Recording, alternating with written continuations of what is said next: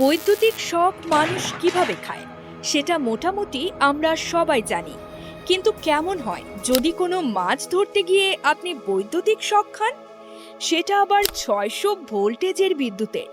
Normally আমরা বাসাবাড়িতে যে বিদ্যুৎ ব্যবহার করি তা 220 ভোল্টের, সে জায়গায় 600 ভোল্ট। বুঝেন তাহলে, যেটা আপনার জীবন কেড়ে নিতে পারে নিমিষেই। বলছিলাম ইল মাছের কথা। কিন্তু ইলেকট্রিক ইল মাছ স্পর্শ করলে শক লাগে কেন? ইলেকট্রিক ইল মাছ নিজেদের শরীরে বিদ্যুৎ উৎপন্ন করতে পারে, তাই স্পর্শ করলে শক লাগে। এটাই এই প্রশ্নের সবচেয়ে সহজ উত্তর। কিন্তু কিভাবে মাছগুলো নিজেদের শরীরে বিদ্যুৎ উৎপন্ন করে? ইল মাছ পাওয়া যায় দক্ষিণ আমেরিকার আমাজনে।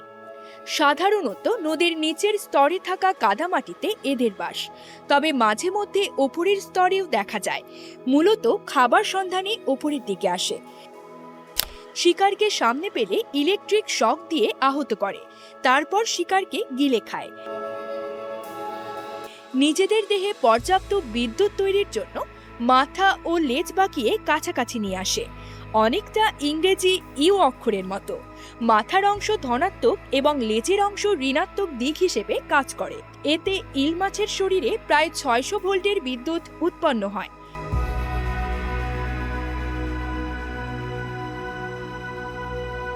শিকারকে আহত বা মেরে ফেলার জন্য এই পরিমাণ বিদ্যুৎই যথেষ্ট। যে কোনো মানুষও এই শকে মারা যেতে পারে। 600 ভোল্টের বিদ্যুৎ কতটা মারাত্মক তার একটা উদাহরণ দেওয়া যাক। আমরা বাসাবাড়িতে সাধারণত যে বিদ্যুৎ ব্যবহার করি তা 220 ভোল্টের। বুঝুন তাহলে। কিন্তু ইল মাছের শরীরে কেন বিদ্যুৎ উৎপন্ন হয়? আসলে বিদ্যুৎ তৈরির জন্য ইল মাছের শরীরে 3 জোড়া অঙ্গ থাকে। অঙ্গগুলোর নাম প্রধান অঙ্গ, হান্টারস বা শিকারী অঙ্গ ও স্যাচস অঙ্গ। এই অঙ্গগুলো ইল মাছকে 2 ধরনের বিদ্যুৎ উৎপন্ন করতে সাহায্য করে: বেশি ভোল্টের বিদ্যুৎ ও কম ভোল্টের বিদ্যুৎ।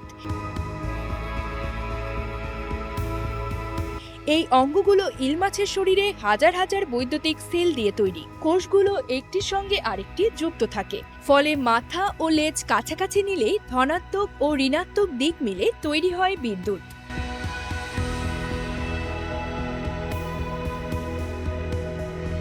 তবে নিজেদের শরীরে তৈরি বিদ্যুতে ইল মাছের কোনো ক্ষতি হয় কিনা বা তারা নিজেরাই এই বিদ্যুতের শক খায় কিনা তা এখনো আবিষ্কার করতে পারেননি বিজ্ঞানীরা।